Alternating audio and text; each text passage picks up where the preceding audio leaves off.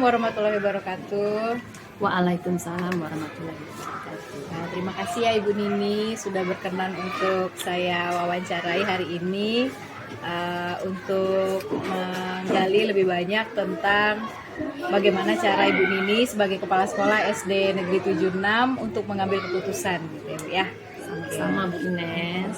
Nah, yang ingin saya tanyakan yang pertama, selama ini bagaimana Ibu Nini mengidentifikasi kasus-kasus yang merupakan dilema etika dan bujukan atau bujukan moral? Dilema etika sendiri Ibu pernah ngalami nggak? Dilema etika maksudnya ada benturan kepentingan. Iya. Nah, Ibu pribadi pernah menghadapi itu? Secara pribadi Iya. Kalau secara benturan kepribadian benar.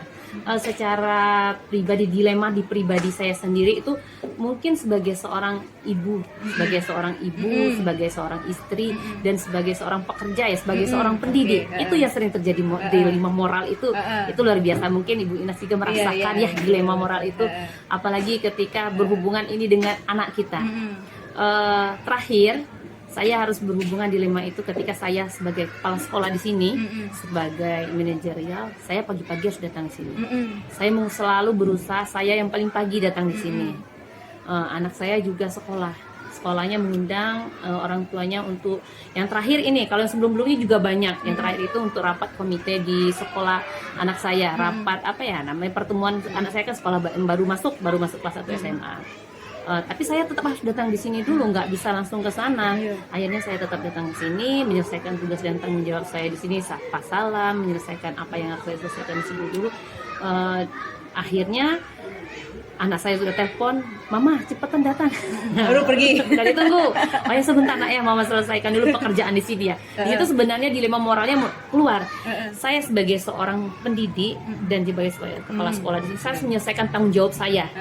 Sebagai tanggung jawab pekerjaan saya, tapi juga menyelesaikan tanggung jawab sebagai seorang ibu kepada anak saya. Jadi akhirnya saya harus pintar membagi waktu, menyelesaikan dilema di hati saya ini, membagi waktu, pekerjaan selesai, tapi di sekolah selesai, dengan anak saya juga selesai, walaupun itu mungkin agak terlambat datangnya. Dengan kita jelaskan dengan gurunya, akhirnya ya mereka juga paham dengan kondisi kita. Itu pasti mungkin bagi seorang ibu pekerja dilema seperti itu akan banyak terjadi ya.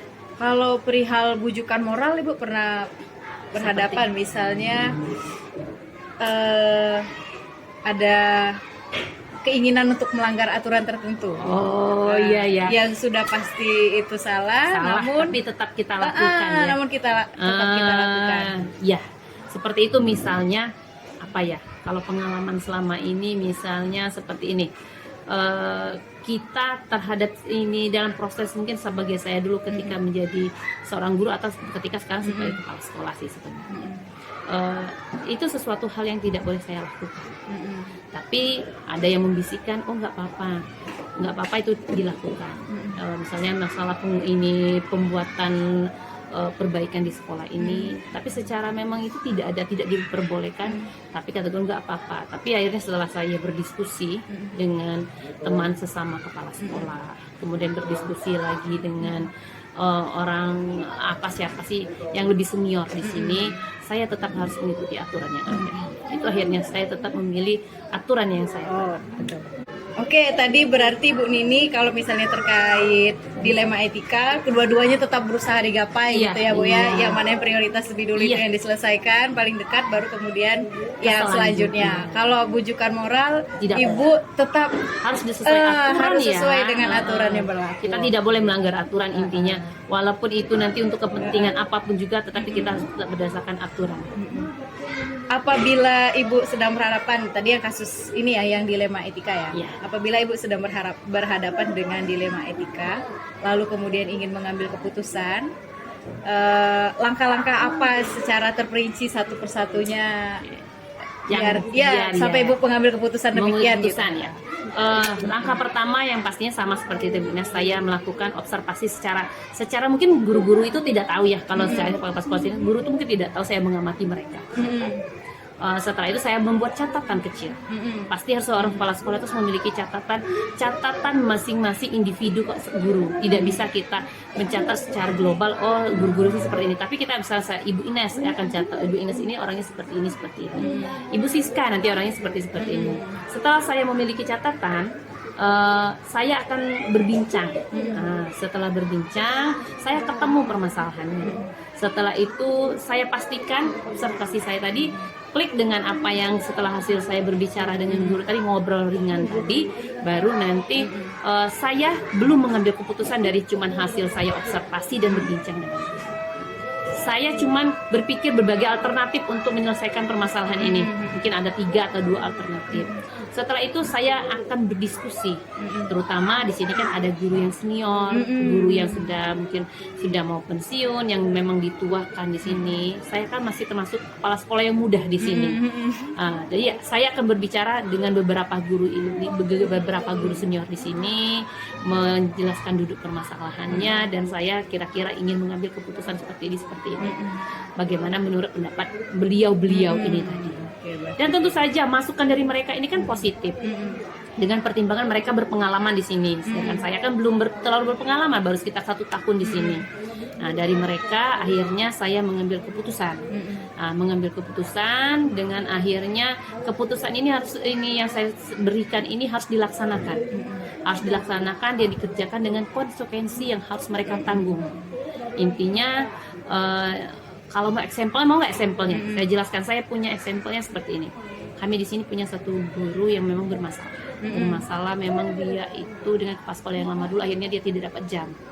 Tidak dapat jam ngajar, sedangkan dia memang guru kelas. Dia memang belum S1, D2. Sangat dilema sekali. Dia tidak dapat jam. Saya masuk ke sini sebagai kepala sekolah.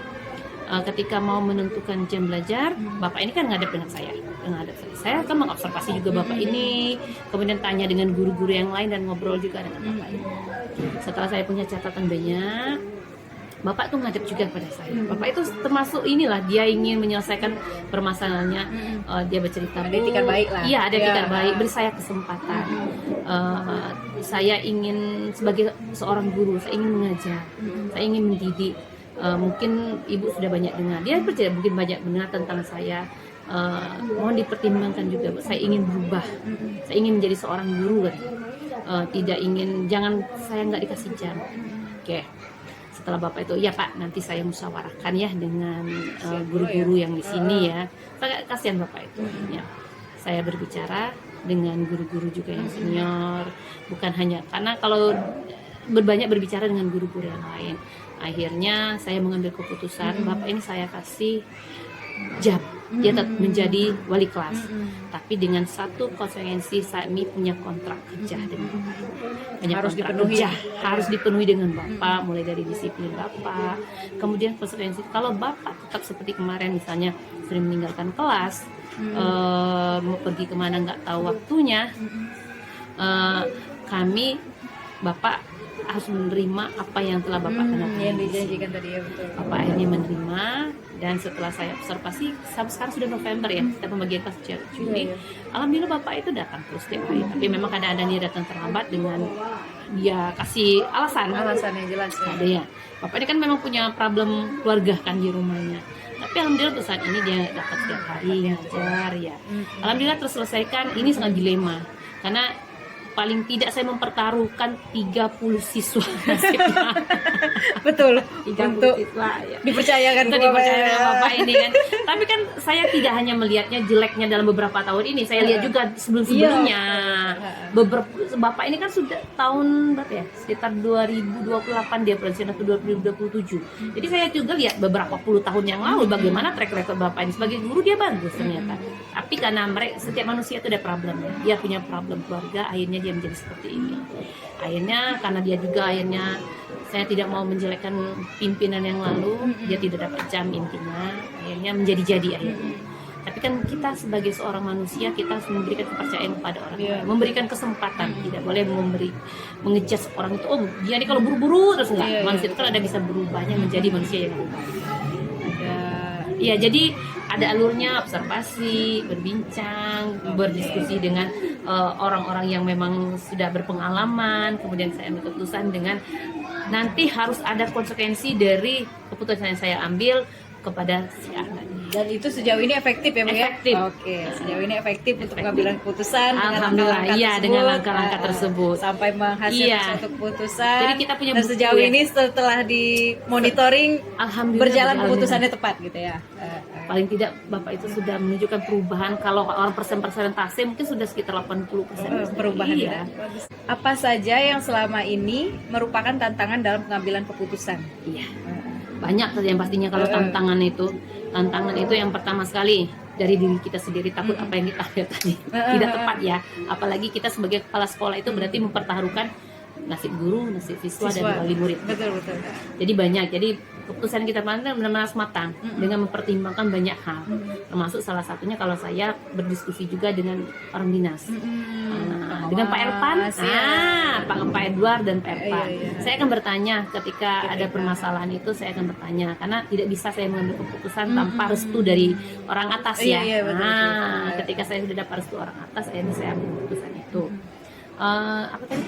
Ininya ya, tantangannya salah satunya saya secara pribadi kadang takut apa yang kita tidak tepat. Tapi kita harus ada rasa khawatir. Iya, ada rasa khawatir ya. Tapi kita harus mencoba ya, harus mengambil keputusan supaya untuk menyelesaikan permasalahan kita. Yang kedua, tidak semua keputusan yang kita ambil itu bisa memuaskan orang banyak. Betul. Ya, tapi tetap kita harus mengutamakan untuk kepentingan orang banyaknya, bukan mementingkan mengambil keputusan untuk mementingkan kepentingan orang sebagian kecil, tapi sebagiannya orang banyak. Itu yang harus kita ambil. Itu ini tantangannya. Karena tidak semua orang itu suka dengan keputusan yang kita ambil. Karena tidak semua orang itu suka dengan nasib orang lain kalau orang itu lain nasibnya baik kan. Itu tantangannya salah satunya. Kemudian kalau untuk masalah etika moral seperti itulah intinya. Kemudian yang lainnya hampir tidak terlalu sih, karena permasalahan kalau berhubungan dengan etika dan moral itu kan ke pribadi, ke hati kita ya. Pribadi kita sendiri. Iya, beda kalau dengan masalah ke sekolah itu nanti banyak Bujukan moral. Ya. Kalau bujukan moral itu dana bos. Iya, itu beda. Kalau penyelesaian etika moral iya seperti itu. Kekhawatiran kita dan tidak semua orang itu bisa kita servis semuanya ya, tapi yang mereka mau iya gitu. Prinsipnya kita ambil sebagian besar, karena kalau sebagian besar berarti kita menyelamatkan orang banyak. Jangan kita mengambil keputusan yang sedikitnya, karena itu kita nggak bisa menyelamatkan orang yang sedikit, tapi sebagian orang besar. Berarti kita tuh perlu menimbang apa manfaatnya sebanyak apa yang dapat manfaat itu. Jadi gitu betul. Jadi keputusan yang kita ambil, kita lihat loh resikonya akan seperti ini, dan nanti manfaatnya buat orang lain itu seperti apa. Jadi ketika manfaatnya itu lebih banyak daripada resikonya, ya kita ambil manfaatnya yang tadi. Kalau kita ngambil resikonya yang cuman ini ya nggak bisa. Jadi kita lihat manfaat dari keputusan kita ini efeknya seperti apa. Bukan hanya individu seperti saya dengan Bapak itu tadi saja, tapi efeknya kepada pendidikan di sini seperti apa. Sampai ke anak didik. Sampai ke anak didik. Ini saya ada ilustrasi ya Bu ya.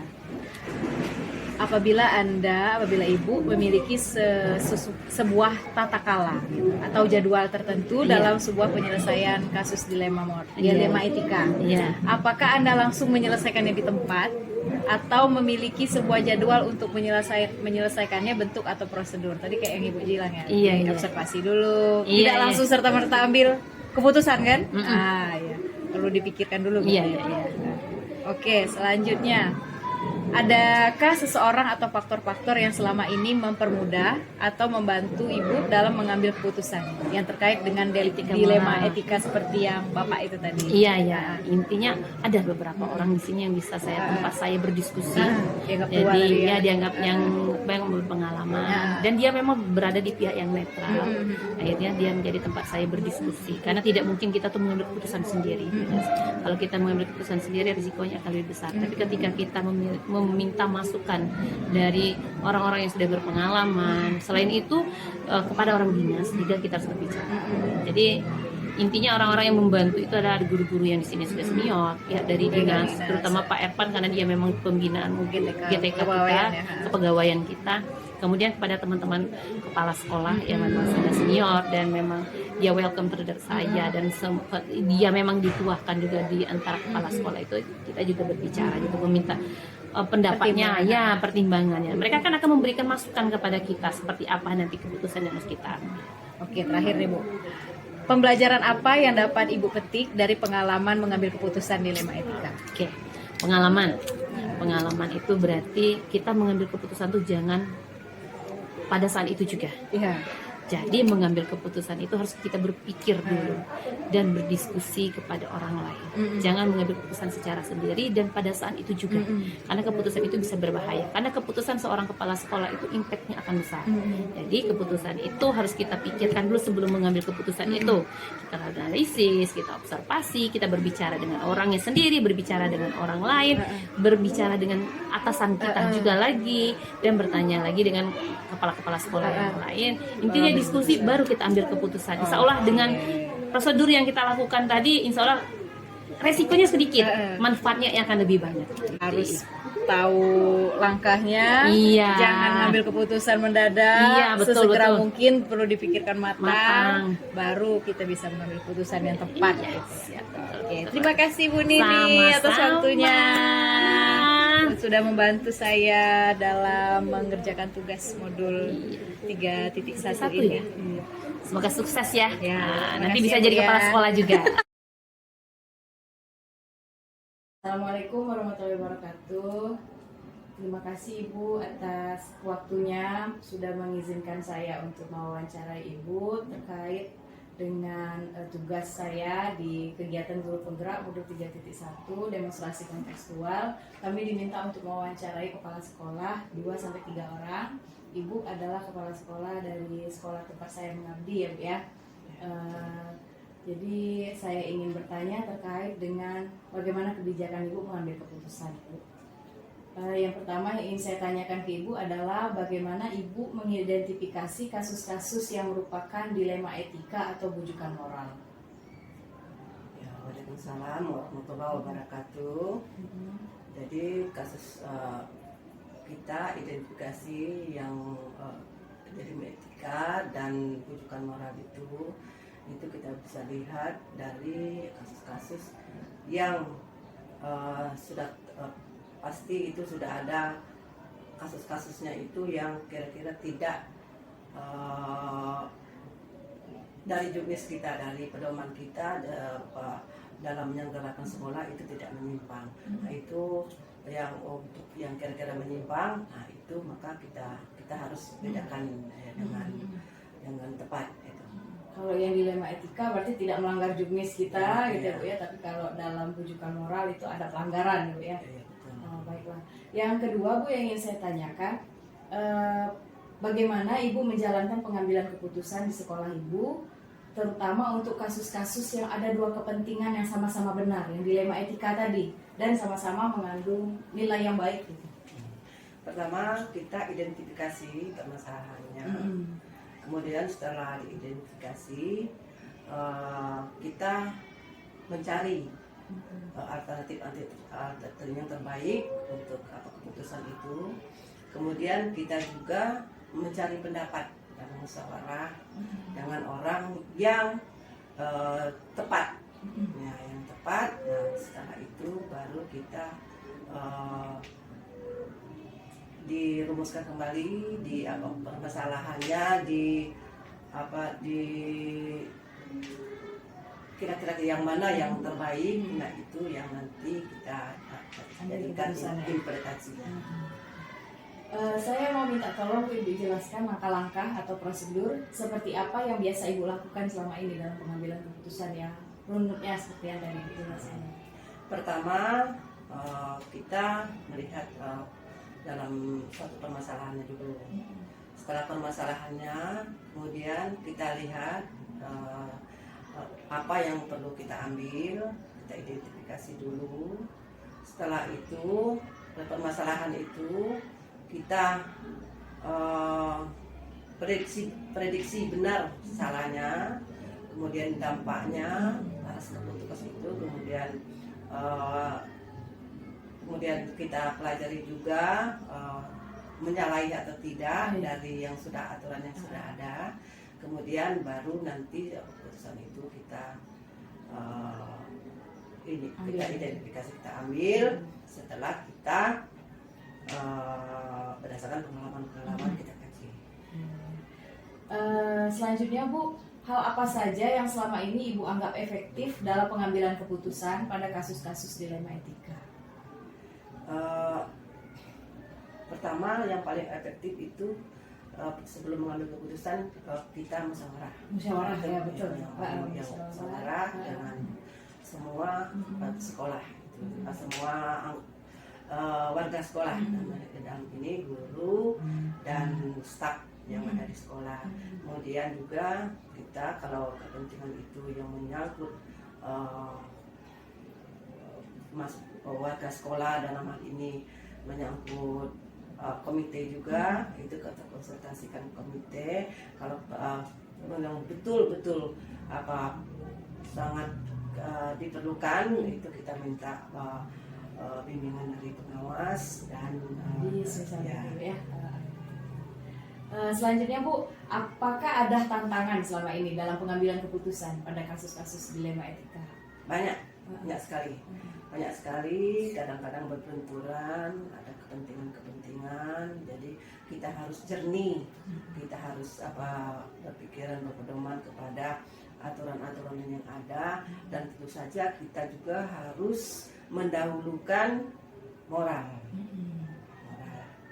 Oke, selanjutnya Bu, apakah Ibu memiliki sebuah tata kala atau jadwal gitu? Ada jadwal gitu tertentu dalam suatu kasus dilema etika.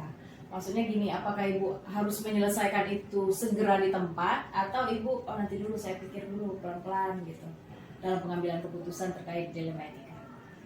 Setiap pengambilan keputusan, yang pertama itu saya pelajari dulu keputusan itu. Nah, setelah dipelajari, kemudian kita identifikasi, baru keputusan itunya juga saya minta pendapat orang yang saya perlukan untuk diambil pendapatnya. Nah, setelah nanti saya juga identifikasi dampaknya yang akan datang, bagaimana, kemudian bagaimana juga nanti yang akan datang itu, saya prediksi kira-kira ini akan membuat sekolah lebih maju atau tidak. Oh, ya. Tadi Bu bilang bahwasannya Ibu meminta pertimbangan saran dari orang-orang. Nah, siapa saja itu Bu? Nah, pertama saya ke pertimbangan dari pengawas pembina, kemudian dari komite sekolah, kemudian lanjut lagi kalau memerlukan itu ke kepala dinas. Dari sekian banyak yang sudah Ibu lalui terkait problematika dilema etika tersebut, apakah ada pembelajaran yang bisa Ibu petik dalam pengambilan keputusan dilema etika? Sangat banyak. Nah, dari pengalaman yang ada sangat banyak bahwa dari dilema-dilema itu sangat banyak saya dapatkan. Ada dari itulah saya terus belajar dari pengalaman yang ada. Oke, terima kasih ya Bu atas waktunya.